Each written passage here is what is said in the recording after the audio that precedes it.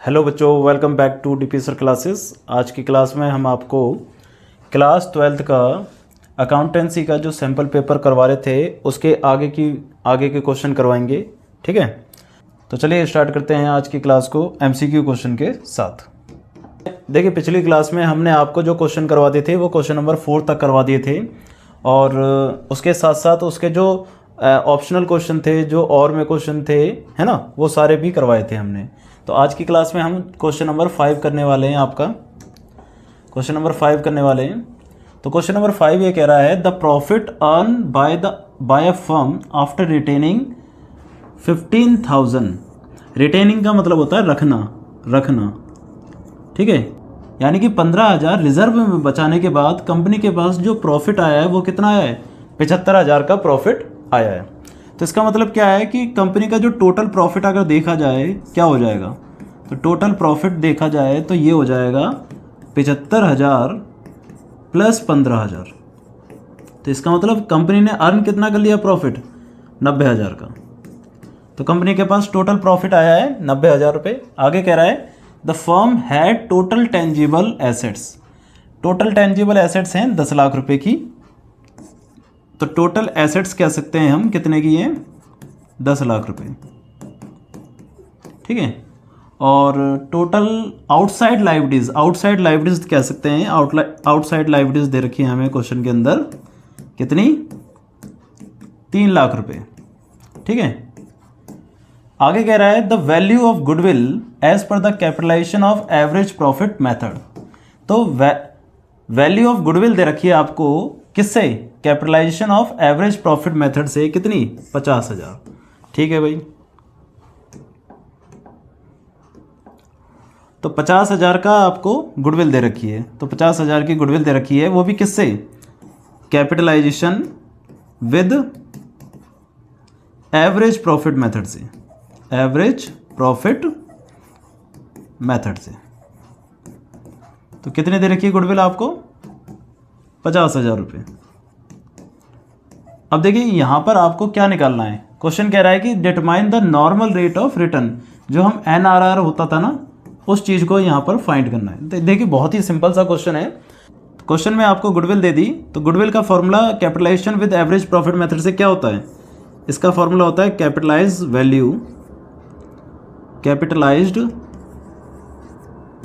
Value minus net worth. ये total है 50,000। ठीक है, कैपिटलाइज वैल्यू कैसे निकलती है? यहाँ पर कैपिटलाइज वैल्यू का जो फॉर्मूला होता है वो ये होता है कि यहाँ पर एवरेज प्रॉफिट से निकाल रहे हैं, तो फॉर्मूला होता है average profit divide by NRR multiply by 100। ठीक है, और नेट वर्थ का फॉर्मूला क्या होता है? यहाँ पर नेट वर्थ का फॉर्मूला होता है हमारे पास tangible assets minus outside liabilities. तो टोटल है हमारे पास 50,000। ठीक है, एवरेज प्रॉफिट क्वेश्चन में हमने निकाल ही लिया था। एवरेज प्रॉफिट क्वेश्चन में कितना आ गया था हमारा? एवरेज प्रॉफिट आया था हमारा 90,000 रुपये। ठीक है ना, तो 90,000 का आपका एवरेज प्रॉफिट दे रखा है। तो एवरेज प्रॉफिट हो गया आपका 90,000 रुपये।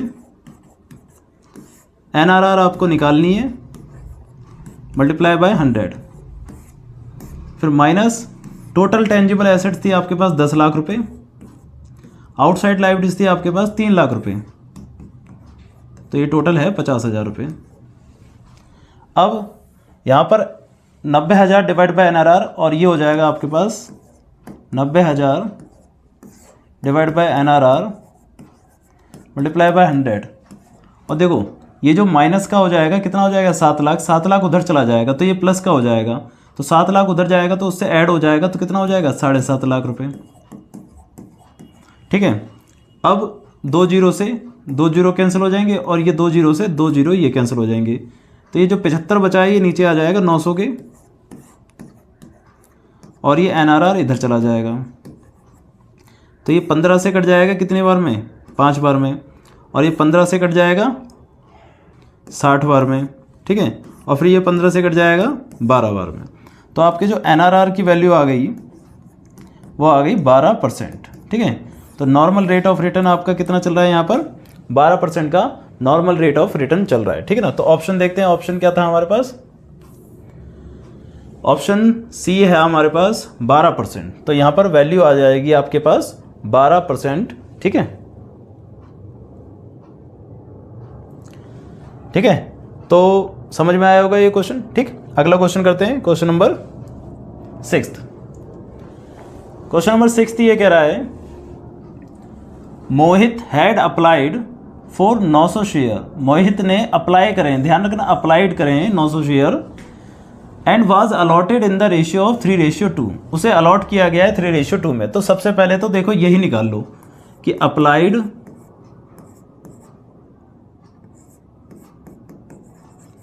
अपॉन में अलॉटेड, अप्लाइड अपॉन में अलॉटेड कितना है 3/2। अप्लाइड कितने हैं 900, अलॉटेड निकालने x मान लेते हैं उसको, ठीक है ना। तो 3/2,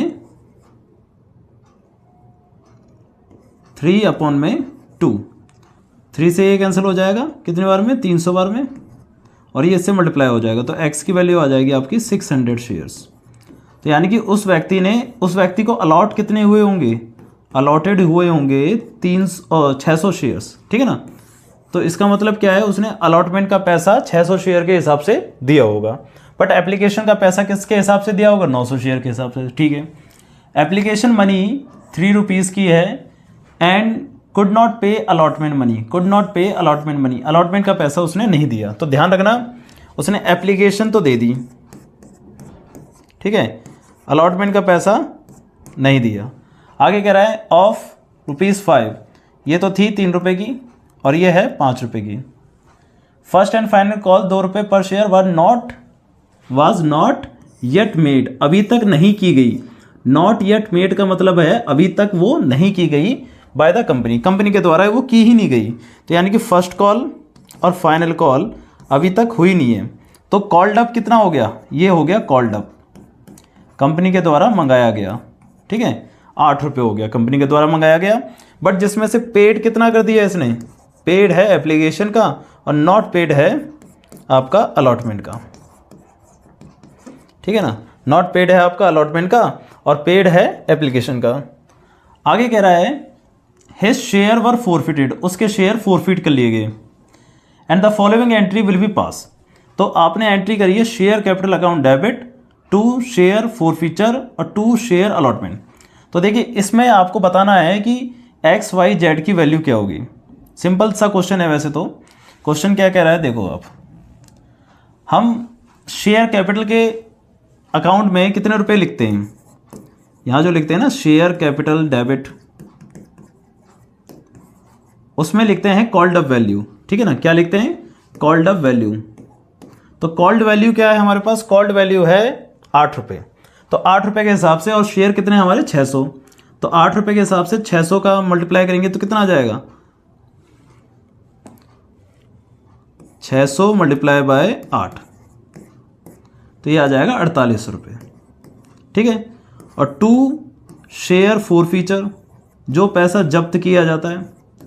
अब देखिए जब्त क्या किया गया होगा आपका, जब्त वो पैसा किया गया होगा जो आपने पे करा है ना। अच्छा पे जो करा होगा वो 600 के हिसाब से किया गया होगा या 900 के हिसाब से, 900 के हिसाब से पे किया गया होगा। यानी कि 900 रुपये पर आपने 3 रुपये एप्लीकेशन पे दिए थे, यानी कि कितने रुपए दिए, 2700 रुपये पे करे होंगे, ठीक है ना। और उसके बाद अलॉटमेंट पे कुछ पैसा नहीं दिया, तो अलॉटमेंट पे जो पैसा नहीं दिया वो तो अलग बात है, बट आपने पे कितना किया होगा, आपने स्टार्टिंग में अप्लाइड किए थे 900 शेयर, तो 900 के हिसाब से पैसे दिए होंगे, है ना। तो 900 के हिसाब से पैसे दिए तो 2700 रुपये आपने पे करें, तो कंपनी ने भी क्या कर लिए होंगे, जब्त करे होंगे 2700। और 2 शेयर अलॉटमेंट। अब देखिए अलॉटमेंट जो है असलियत में किस शेयर से की गई होगी, 600 शेयर से। तो अलॉटमेंट जो की गई होगी वो की गई होगी 600 मल्टीप्लाई बाय कितने, 5, यानी कि 3000 रुपये। मगर उसमें से आपने एप्लीकेशन पे कितने शेयर का एक्स्ट्रा दे दिया, देखो 600 आपको मिले हैं, 900 का आपने पैसा दिया था, यानी कि 300 रुपये का एक्स्ट्रा दे दिया आपने, है ना, 300 शेयर का। तो 300 मल्टीप्लाई बाय 3, यानी कि 900 रुपये आपने एक्स्ट्रा दे दिए। ध्यान रखना इस 900 रुपये में से 600 तो आपको मिल गई, बट 300 रुपये का तो आपने एक्स्ट्रा दे दिया ना, ये एक्सेस मनी है। तो एक्सेस मनी का क्या होता है, एक्सेस मनी एडजस्ट होता है नेक्स्ट कॉल पर, यानी कि अलॉटमेंट पर एडजस्ट हो जाएगा। तो कितने रुपए के हिसाब से, 3 रुपये के हिसाब से। तो 900 रुपये आपके क्या हो जाएंगे, इसमें एडजस्टेड हो जाएंगे। तो इसका मतलब क्या है, आपको अलॉटमेंट पर सिर्फ कितने रुपए देने थे, 2100 रुपये देने थे। तो यहाँ पर आएंगे आपके 2100 रुपये। बात समझ में आ रही है। तो टोटल देखिए आपका हो गया 2700 प्लस 2100, टोटल मिला के हो गया 4800। तो इसका मतलब x की जगह पर आएगा 4800 रुपये। तो यहाँ पर है 4800 रुपये, यहाँ पे भी है 4800 रुपये। और फोरफीचर की जगह यानी कि y की जगह पर आएगा 2700 रुपये। तो ये 2700 है। तो ये ऑप्शन हो जाएगा आपका ऑप्शन नंबर बी, यानी कि 4800 रुपये, 2700 रुपये और 2100 रुपये। बात समझ में आ रही है ना। क्वेश्चन समझ में आया, बिल्कुल आया। ये ध्यान रखना, जब भी क्वेश्चन में अप्लाइड बोला जाए तो अलॉटेड हमेशा निकालना पड़ेगा, ठीक है ना। समझ में आ गया ना। अगला क्वेश्चन देखते हैं। क्वेश्चन नंबर, इसका और पार्ट है, 6th का और पार्ट है, ठीक है। 6th वाले का और पार्ट है। क्या कह रहा है, a company forfeited 600 share, company ने फोरफिट करे हैं 600 शेयर, ठीक है भाई, ऑफ ₹10 ईच, 10 रुपये का एक है, on which only application money ₹3 has been paid. Application money कितने की है, एप्लीकेशन मनी है 3 रुपये की, और 4000 शेयर, 4000 ऑफ दीज शेयर वर री इशू, 4000 शेयर आपने री इशू कर दिए 12 रुपये के हिसाब से। तो री इशू कर दिया आपने 4000 एट द रेट ऑफ 12, ठीक है। अब आपको क्या कह रहा है, और कह रहा है कि amount of capital reserve, capital reserve वाला अमाउंट बताइए। तो ध्यान रखना, फोरफिटेड तो हुए हैं आपके कितने शेयर, फोरफिटेड हुए हैं 6000 शेयर, बट री इशू हुए हैं आपके 4000 शेयर। तो कैपिटल रिजर्व में जो ट्रांसफ़र होता है वो कौन सा पैसा होता है, वो पैसा होता है जो सोल्ड शेयर होते हैं, जिन शेयर्स को आप सोल्ड कर देते हो वो वाला पैसा आपका कैपिटल रिजर्व में ट्रांसफ़र होता है। तो इसका मतलब क्या है, 4000 शेयर का पैसा आपका कैपिटल रिजर्व में ट्रांसफ़र होगा। अच्छा, कौन सा पैसा ट्रांसफ़र होता है, 4000 शेयर पर आपने टोटल पेमेंट कितनी कर दी थी पहले ही, है ना, आपको कितनी इनकम मिल गई थी, कंपनी को कितनी इनकम मिल गई थी। क्वेश्चन ये कह रहा था कि एप्लीकेशन का पैसा मिल गया था, तो इसका मतलब 3 रुपये के हिसाब से 12,000 रुपये कंपनी को मिल चुके हैं। किस पर, 4000 पर। अगर आपने रीइशू करते समय कोई डिस्काउंट दिया हो तो वो डिस्काउंट इस 12,000 में से क्या हो जाएगा, माइनस हो जाएगा। और अगर कोई डिस्काउंट नहीं दिया तो इसका मतलब ये पूरा 12 का 12,000 रुपये ही कहाँ ट्रांसफर हो जाएगा, कैपिटल रिजर्व में ट्रांसफर हो जाएगा। तो देखिए, आपने जब रीइशू कराया वो 12 रुपये पे कराया और फुल्ली पेड अप, यानी कि 10 रुपये की वैल्यू के हिसाब से आपने 12 रुपये में कर दिया। तो आपको डिस्काउंट मिला या आपने प्रीमियम ले लिया, प्रीमियम ले लिया भैया आपने। तो इसका मतलब क्या है, ये जो पूरा 12,000 है ना, ये पूरा 12 का 12,000 आपका कहाँ ट्रांसफर हो जाएगा, कैपिटल रिजर्व में। तो इसका ऑप्शन हो जाएगा 12,000 रुपये, ठीक है ना। क्योंकि जितना भी आपने कंपनी ने अर्न किया है उसमें से कोई डिस्काउंट नहीं दिया और सारा का सारा पैसा कहाँ ट्रांसफर कर देंगे हम, कैपिटल रिजर्व में। बात समझ में आ रही है, ठीक है। तो करते हैं फिर अगला क्वेश्चन। क्वेश्चन नंबर 7 ये कह रहा है, on 1 April 2019 a company took a loan of 80 lakhs on security of land and building. अच्छा, डिवेंचर वाला कंसेप्ट है ये, है ना, कोलेटरल सिक्योरिटी का कंसेप्ट आ गया, डिवेंचर का कंसेप्ट है। क्वेश्चन ये कह रहा है कि 1 अप्रैल 2019 को कंपनी ने 80 लाख का लोन लिया और उसके बदले में जो प्राइमरी सिक्योरिटी है, प्राइमरी सिक्योरिटी कंपनी ने क्या दी है, लैंड एंड बिल्डिंग, ठीक है। और लोन कितने का लिया है उसने, लोन लिया है 80 लाख रुपए का, ठीक है। अब कह रहा है कि this loan was further secure bye issuing 40,000 12% debenture of 100 रुपये का एक। तो जो कोलेटरल सिक्योरिटी आपने दी है, कोलेटरल सिक्योरिटी कोलेटरल सिक्योरिटी जो आपने दी है वो डिबेंचर की दी है, और डिबेंचर की ही हमने पढ़ी है, और उस कौन से डिबेंचर, 40,000 डिबेंचर, ठीक है, और किस रेट पे, 100 रुपये के अमाउंट पर दिए हैं, ठीक है ना। और डिबेंचर की जो रेट है वो कितनी है, 12% की, उससे कोई मतलब नहीं है अभी। आगे कह रहे हैं on 31 March 2024 the company defaulted on repayment of the principal amount of this loan, consequently on 1 April 2024 the land and building were taken over and sold by the bank of 70,000। Bank ने उसको land and building को कब्जे में लिया और उसे को बेच दिया, ठीक है भाई, जो उसका अधिकार था उसने कर दिया। आगे कह रहा है for the balance amount debenture were sold in the market on 1 मई 2024। 1 मई 2024 को जो बैलेंस अमाउंट था उसके लिए डिबेंचर को सोल्ड कर दिया, ठीक है। From which date would the interest on debenture become payable by the company, किस डेट से कंपनी को डिबेंचर पर इंटरेस्ट देना होगा। तो किस डेट से देना होगा, उस डेट से देना होगा जिस दिन से वो किसी और को इशू हुए हैं। तो किस दिन से इशू हुए हैं भाई, 1 मई 2024 को balance amount of debenture sold in market में सोल्ड कर दिए गए 1 मई को। तो इसका मतलब 1 मई से ही इंटरेस्ट लगना क्या हो जाएगा, शुरू हो जाएगा। तो इसका ऑप्शन हो जाएगा 1 मई 2024 से आपका इंटरेस्ट लगना क्या हो जाएगा, शुरू हो जाएगा। नॉर्मल सी बात है कि जब तक हम कोलेटरल सिक्योरिटी के तौर पर डिबेंचर्स को इशू करते हैं तो उन पर किसी का राइट नहीं होता और किसी भी चीज़ का राइट नहीं होता, ना इंटरेस्ट का राइट होता है ना किसी चीज़ का राइट होता है, ठीक है ना। तो जब तक वो इशू नहीं होते तब तक किसी का राइट नहीं होता, और जब हमने सोल्ड कर दिए उस दिन से वो राइट होना शुरू हो जाएगा। तो सिंपल सी बात है कि कंपनी को इंटरेस्ट कब देना है, 1 मई से देना शुरू कर देना है। बात समझ में आ रही है, ठीक है। तो देखते हैं अगला क्वेश्चन, क्वेश्चन नंबर 8। क्वेश्चन कह रहा है Rama a partner took over machinery 50,000। Rama एक पार्टनर है, क्या लेके जा रहा है, मशीन लेके जा रहा है, ठीक है भाई, मशीन लेके जा रहा है, कोई बात नहीं। In full settlement of her loan of rupees 60,000। तो इसने लोन दे रखा था 60,000 का, उसके बदले उसने 50,000 की मशीन ले जा रही है, ठीक है। Machinery was already transfer to realization account, realization account में मशीनरी पहले ही ट्रांसफर हो चुकी है। How it will effect the realization account, realization account को किस प्रकार से आप इफेक्ट करोगे। देखिए रियलाइजेशन अकाउंट क्या होता है, रियलाइजेशन अकाउंट डिसॉल्यूशन के वक्त बनता है, पहले तो ये ध्यान रखो, यानी कि फर्म की समाप्ति हो रही है तो हम बनाते हैं रियलाइजेशन अकाउंट को। अब इधर सारी एसेट्स आती हैं और जब भी एसेट्स बिकती हैं तो फिर यहाँ पर आती है सेल वैल्यू ऑफ एसेट्स।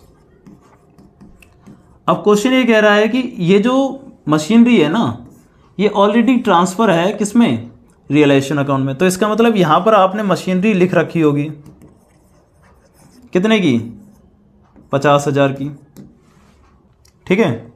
अब यहाँ पर सेल वैल्यू लिखी जाती है, ध्यान रखना, सेल वैल्यू जितने में बिक जाएगी उस वैल्यू को लिखना है, ये नहीं देखना कि मशीनरी 50 की थी तो 50 लिखना है, नहीं। अब वो जो बंदा है वो लोन था उसका 60,000 का और वो मशीन ले जा रहा है 50,000 की, तो कितने के बदले में ले जा रहा है, 60,000 की। तो एक तरफ से हम यहाँ पर लिखेंगे बाय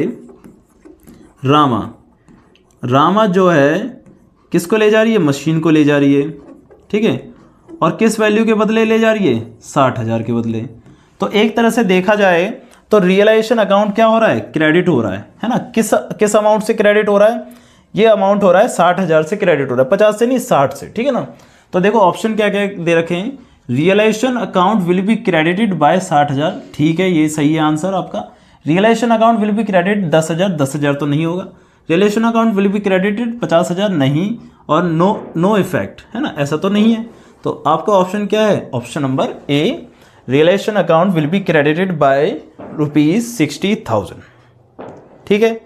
समझ में आ रहा है क्वेश्चन आपको, ठीक है। तो आज की क्लास में हम आपको बस ये 4-5 क्वेश्चन ही करवाएंगे, ठीक है। अगर आपने पिछली वीडियो नहीं देखी हो तो आप पहले पिछली वीडियो भी ज़रूर देखें ताकि आपको स्टार्टिंग से कंसेप्ट समझ में आ जाए। इसके बाद हम इसके आगे के क्वेश्चन करवाएंगे और फिर हम धीरे धीरे आपके जो लेंथी क्वेश्चन है उन पे पहुंचने वाले हैं, लॉन्ग टाइप क्वेश्चन पे पहुंचने वाले हैं, ठीक है ना। तो जब तक आप इनको करिए बढ़िया तरीके से।